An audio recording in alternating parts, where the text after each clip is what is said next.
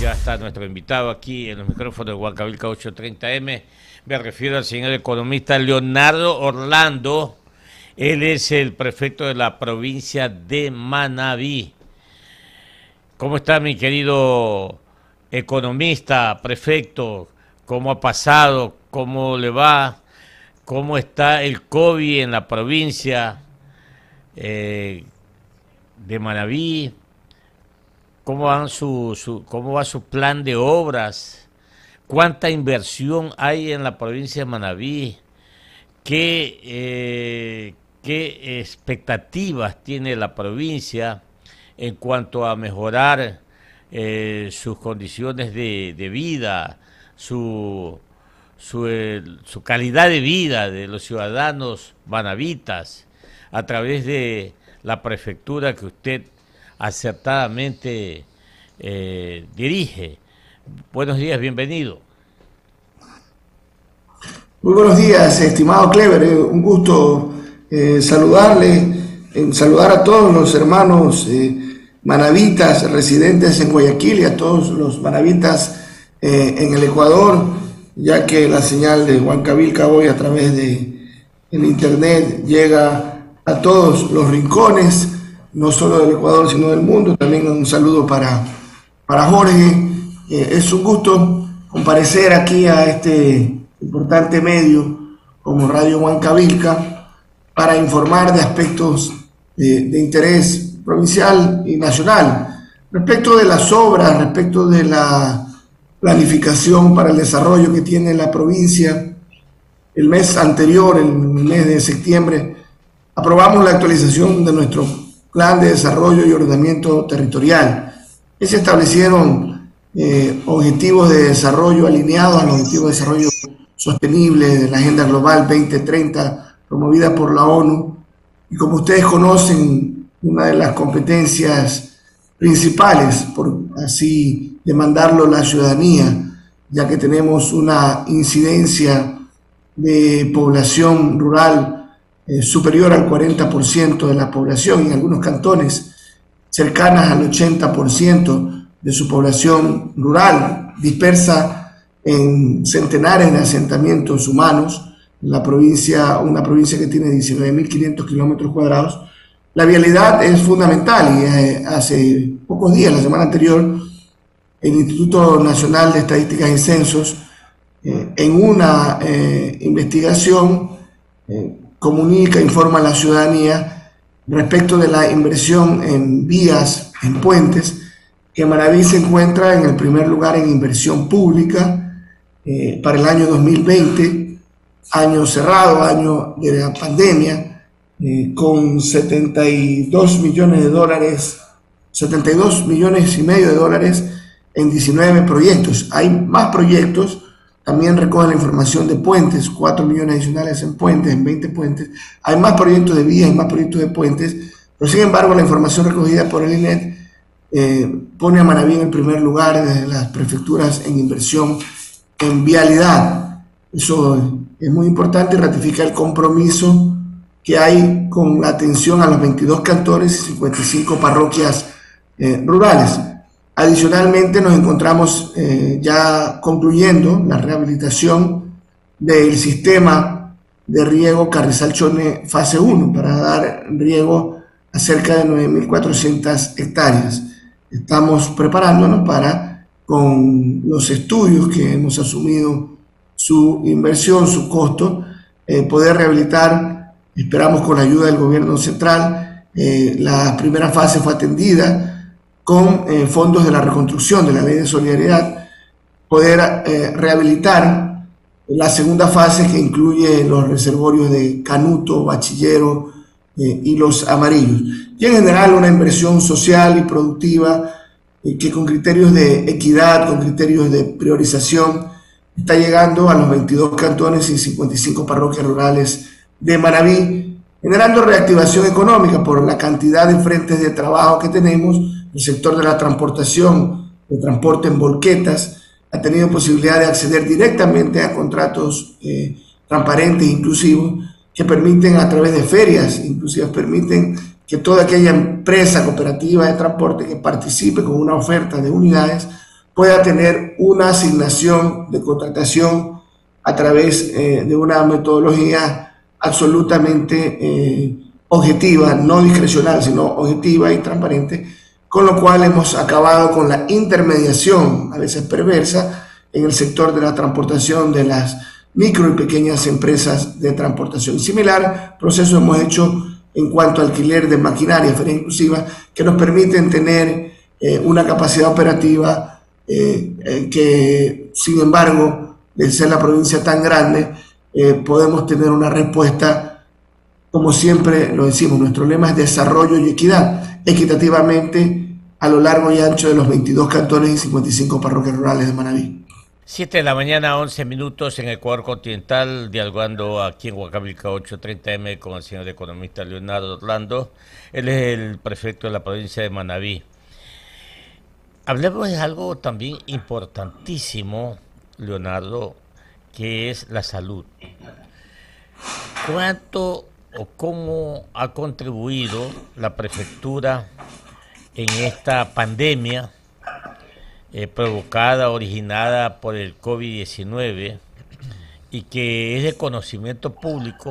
Todo el país ha sido afectado, y particularmente en Manabí, donde carece la provincia de centros asistenciales para que los ciudadanos manavitas de todos los sectores o de todos los cantones, todas las parroquias y recintos lleguen a esos centros de salud. Esa es la gran limitación que tiene el país y particularmente la provincia de Manabí. Sin embargo, es importante consultarle a usted, porque aunque a la prefectura no le compete la salud, sin embargo, pues como autoridad provincial y conozco su forma de ser, su responsabilidad ante los seres humanos, tengo entendido, estoy seguro que usted nos va a comentar ese particular en forma positiva. Usted. Así es, Clever. En materia de salud, desde el primer día, ya veníamos trabajando en salud antes de la pandemia, pero el primer día de la pandemia pusimos a disposición todos nuestros recursos humanos, financieros, toda nuestra capacidad logística para cubrir sobre todo las zonas rurales en la época del confinamiento, con algo que tiene que ver también con la vida, que es la asistencia humanitaria, kits de bioseguridad, kits de alimentos, con los cuales llegamos a toda la provincia. Y en materia de salud emprendimos en una campaña de brigadas médicas puerta a puerta. Se ha atendido más de 1 millón de personas, más de 1 millón de manavitas, aproximadamente el 70% de la población manavita, y se sigue atendiendo. Y adicionalmente hemos implementado ya cerca de 40 centros de rehabilitación física para grupos de atención prioritaria, principalmente para adultos mayores, personas con discapacidad, para personas que han sufrido algún accidente cerebrovascular o de tránsito, que han perdido temporalmente su movilidad, y lo hemos hecho en convenio con gobiernos municipales, con gobiernos parroquiales rurales y también con fundaciones para llevar salud incluso a domicilio a aquellos hermanos manavitas que requieren hacerse tratamientos de terapia física permanente. A esos centros de terapia físicas le hemos incorporado en varios de ellos el servicio de nutrición de manera permanente. Adicionalmente, con la implementación de los centros, tenemos un lugar, un espacio físico donde podemos complementar los servicios de medicina general, optometría y oftalmología. Entonces, en ese sentido, la salud es fundamental y lo atendemos en el marco de nuestras competencias comunes de atención a los grupos prioritarios y a través de convenios con el Ministerio de Salud. Hemos dotado de una ambulancia al Ministerio de Salud para potenciar el sistema de atención prehospitalaria. Tan importante porque hay un gran déficit de ambulancias en la provincia de Manabí. Entonces, en ese sentido, y también hemos apoyado con adquisición de insumos y el pago de profesionales. En su momento 60 profesionales de la salud fueron cubiertos por el gobierno provincial para fortalecer el Hospital Centinela de atención de COVID, que es el hospital de especialidades en Puerto Viejo. Adicionalmente permanece profesionales en biología molecular, profesionales en laboratorio clínico para reforzar la capacidad diagnóstica. Hicimos con una línea del Banco de Desarrollo, una línea de crédito con cargo a las utilidades del banco, unas adquisiciones de pruebas rápidas en su momento, y también obviamente hicimos adquisiciones de insumos para que fueron donados a los principales hospitales y centros de salud de la provincia de Manabí. Así que en materia de salud también tenemos convenios estratégicos para operación de cataratas en nuestros adultos mayores, para la colocación de prótesis dentales también para nuestros adultos mayores, eso en el caso del Cantón Santana, en convenio con el Cantón de Santana.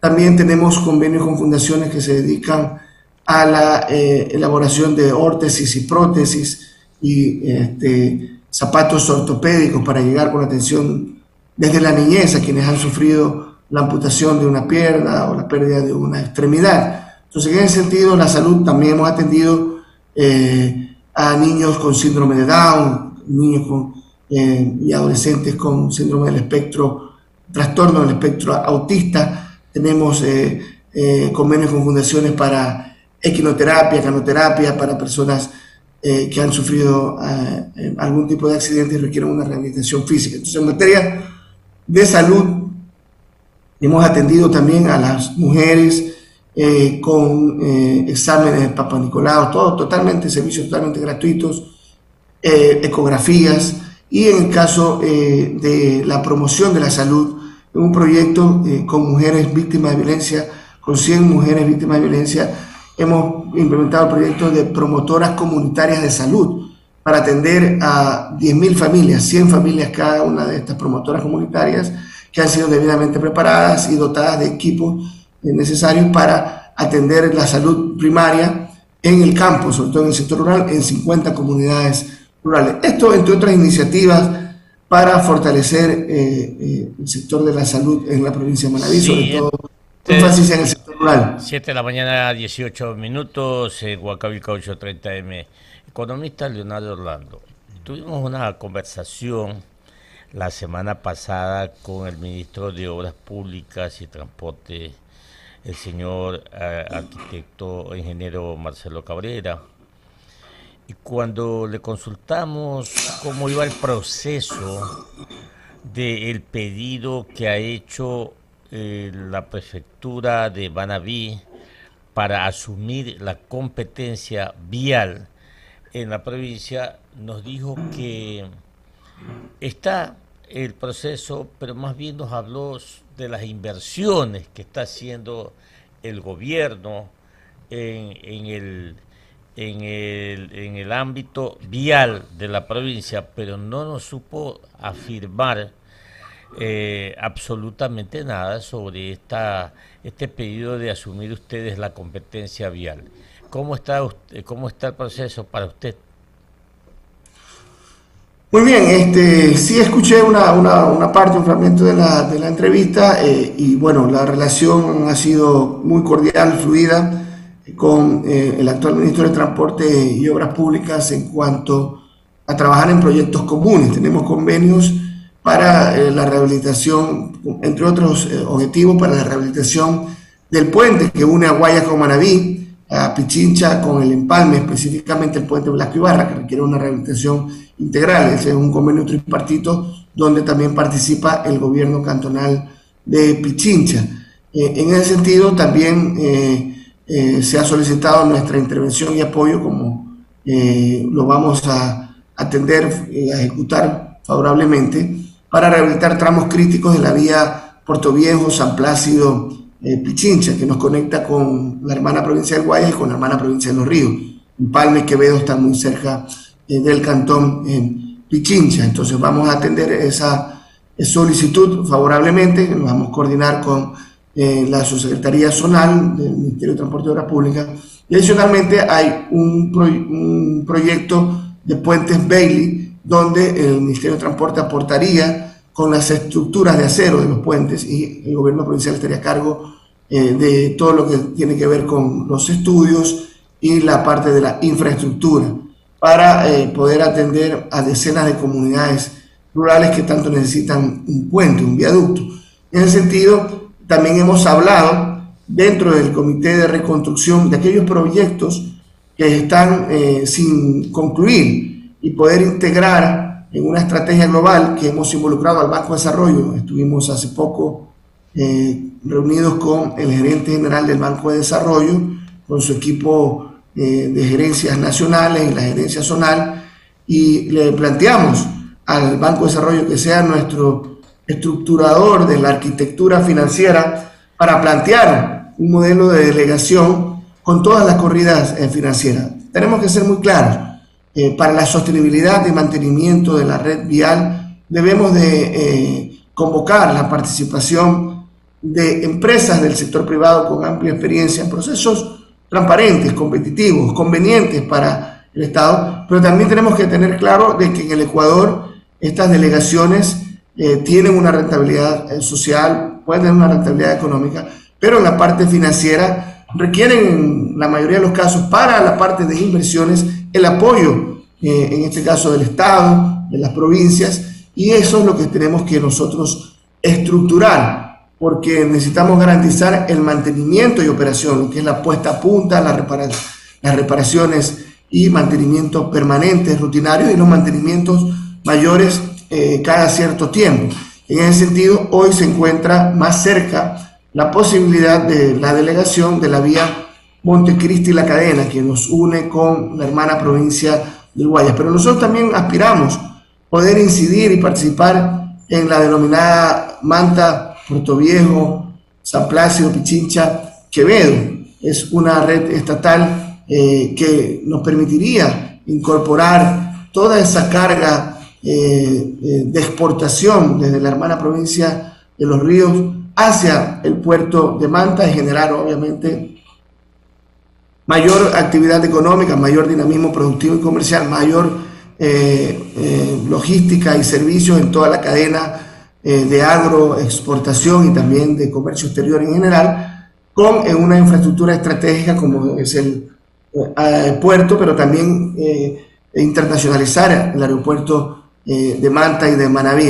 Así que en ese sentido, en nuestra visión de integración con ejes transversales está, y lo hemos hablado con las prefectas de Guayas, con el prefecto de Los Ríos, de Santo Domingo, de Santa Elena, de Esmeralda, la integración con nuestras provincias vecinas a través de corredores transversales que atraviesen la provincia de este a oeste para complementar la red estatal con la red provincial, y para ello se ha pensado, y esto es algo que las prefecturas en general estamos en permanente diálogo con el Ministerio de Transporte y Obras Públicas, es asumir las competencias y trabajar en proyectos también en conjunto, porque los proyectos pueden ser conjuntos, gobiernos provinciales con Ministerio de Transporte y Obras Públicas, en esquemas de delegación o concesión para el mantenimiento de la red vial estatal en cada una de las provincias. Y no solo el mantenimiento, sino proyectos de ampliación y rehabilitación integral.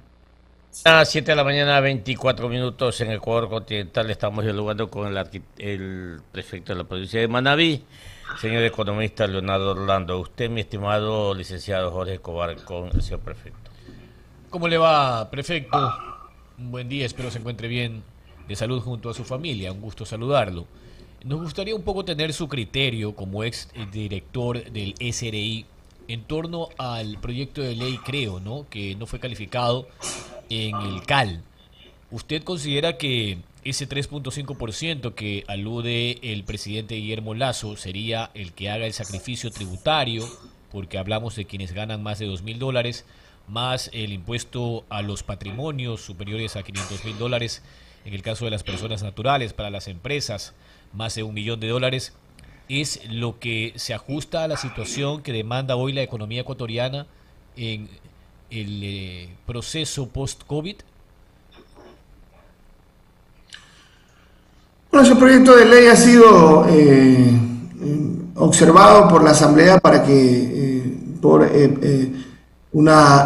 incumplimientos, de acuerdo al órgano legislativo, a las normas constitucionales, no fue calificado. Vamos a esperar que regrese el proyecto con las observaciones de la Asamblea, pero en lo que hemos podido observar en materia tributaria, nosotros somos partidarios siempre de lo que dice la Constitución, una mayor progresividad, equidad.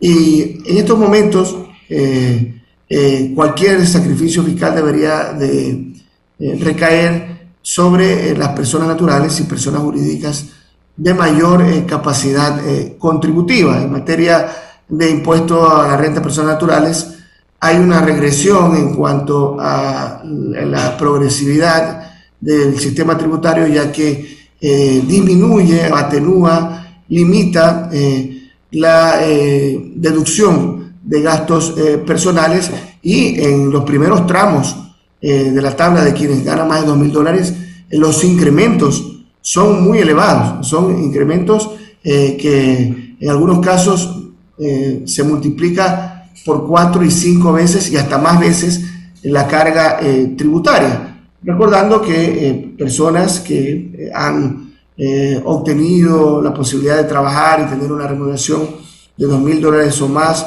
a veces son personas que tienen una maestría, una profesión universitaria para los cuales se han endeudado, que están pagando en el caso de aquellas familias jóvenes, una hipoteca con los organismos financieros públicos o privados, y eso es lo que se atenuaba.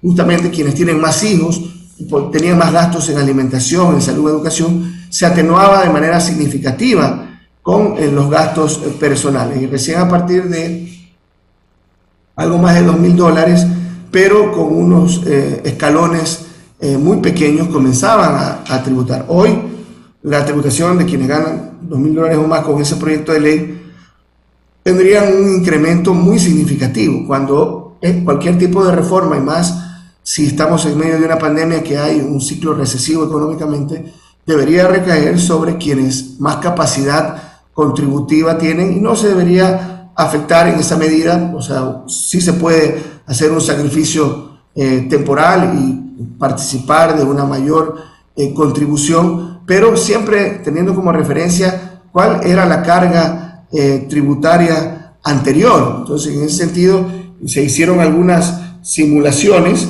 que identificaban que justamente quienes tenían un ingreso superior a $2,000 comenzaban a tributar con una diferencia muy significativa, lo cual obviamente generó una reacción muy fuerte, obviamente, de las clases medias. Los incrementos en algunos casos de la carga impositiva llegaban a ser de más del 400%, del 200%. Si, por ejemplo, quienes ganaban o ganasen $2,000 y que antes pagaran $57, pagarían $1,700. Eso es bastante significativo. Son incrementos que superan el 2,000%. Entonces, en ese sentido, debería de revisarse cualquier proyecto que cumpla con esos criterios de progresividad, de equidad, que están consagrados en el artículo 300 de nuestra Constitución. Ahora, economista, sin duda hay cosas que analizar, porque en efecto, sobre los que ganan más de $2,000 en la propuesta inicial, se bajaba el techo de los gastos personales o deducibles de 14,000 a cerca de 5,000.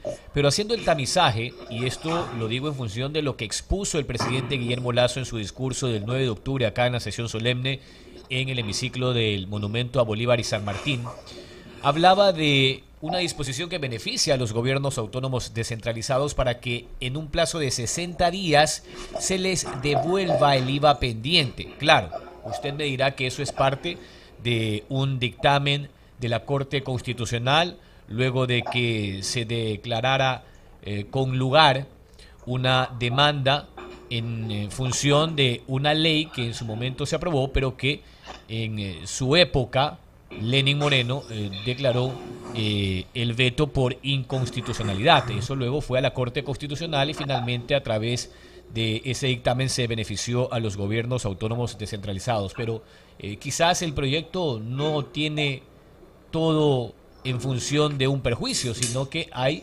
beneficios para aspectos como el que hemos planteado. Bueno, Jorge, usted bien lo ha señalado. Ya hay una ley existente y debe de cumplirse hasta el 2 o 3 de enero, que vencen los 6 meses que otorga las reformas a la ley de régimen tributario interno que permiten, que han permitido, ya esto está en vigencia desde el mes de agosto de este año, de que los gobiernos autónomos centralizados, universidades y escuelas superiores politécnicas no tengamos que transferir el IVA que pagamos en las adquisiciones de bienes y servicios, sino que lo retengamos en un 100% y lo declaremos de manera informativa. Ese era uno de los beneficios de esta ley. El segundo beneficio era que se daba un plazo perentorio de 6 meses al gobierno central para devolver lo pendiente, lo acumulado, que en el caso de la provincia de Manabí, cerca de 20 millones de dólares. Es el principal rubro de una deuda que supera los 53 millones de dólares. El principal rubro es la recuperación del IVA pendiente desde los años 2017 en nuestro caso. Entonces, en ese sentido, nosotros siempre planteamos dentro del CONGOP, en diálogos con el Ministerio de Economía y Finanzas, que mantuvimos con el Ejecutivo, de que se haga un pago progresivo, que se busque, incluso antes de la expedición de la ley, que se busquen mecanismos de cobertura programada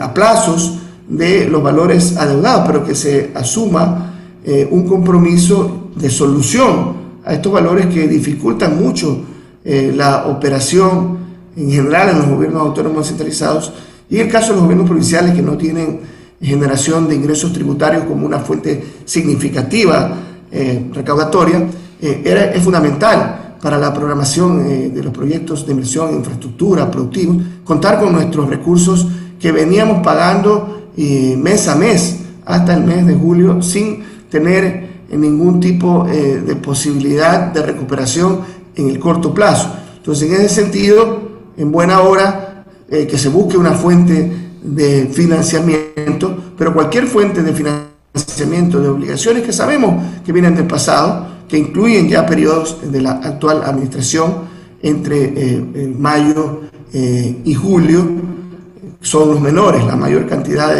de periodos son del gobierno anterior, que prácticamente desatendió a los gobiernos autónomos descentralizados, a pesar de que fuimos los primeros que estuvimos ahí para apoyar en la pandemia, poniendo recursos. Sin embargo, no se nos atendió con justicia y equidad al devolvernos lo que por ley nos corresponde, el IVA, y acreditarnos en las asignaciones de competencia de riego y drenaje para inversión. Entonces, en ese sentido, no debe mezclarse algo que, si bien es cierto, tiene el derecho, la función ejecutiva de plantear alternativas para el equilibrio fiscal, de mejorar los ingresos tributarios. Y ahí hay una gran fuente, la evasión.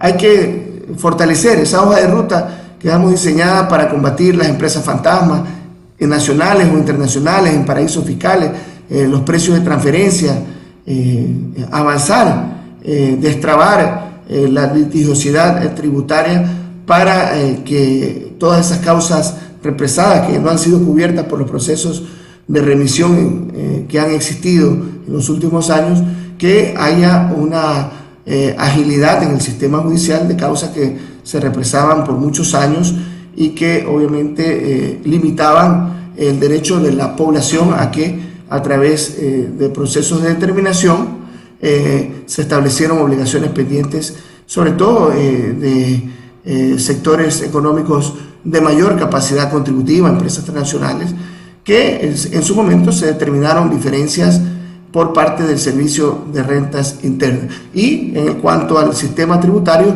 que sea progresivo, en caso de contribuciones temporales para atender el tema de la pandemia, que recaiga sobre las personas naturales y jurídicas de mayor capacidad contributiva, y también hay los impuestos denominados heterodoxos reguladores que permiten también obtener ingresos a la vez que desincentivan consumos que afectan a la salud o a la sociedad. Entonces hay un sinnúmero de instrumentos tributarios sin perder los principios constitucionales de progresividad, de equidad, también aplicando los principios de suficiencia recaudatoria, de eficiencia, de transparencia, de que se pueda financiar el presupuesto general del Estado y se pueda cumplir con las obligaciones con gobiernos autónomos descentralizados y universidades, sin que se tenga que recaer esa carga tributaria en las clases medias, sobre todo. En ese sentido,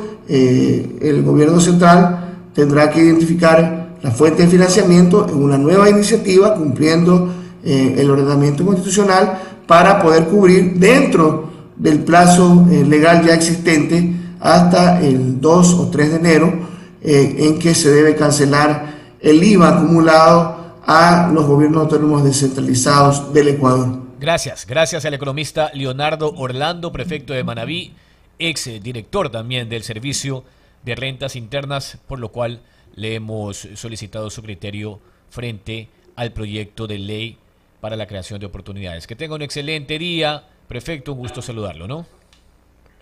Un gusto, Jorge, muchas gracias a usted, a Clever, un abrazo afectuoso, y de manera especial a toda esa colonia manabita en la querida Guayaquil, en la provincia del Guayas y en todo el Ecuador, que nos puede seguir a través de una radio con impacto nacional como Radio Huancabil, que siempre será un gusto comparecer a este espacio para hacer una rendición de cuentas permanente de lo que estamos haciendo para que este Manabí mágico y diverso se desarrolle con justicia y equidad. Un abrazo. Un abrazo, que le vaya muy bien.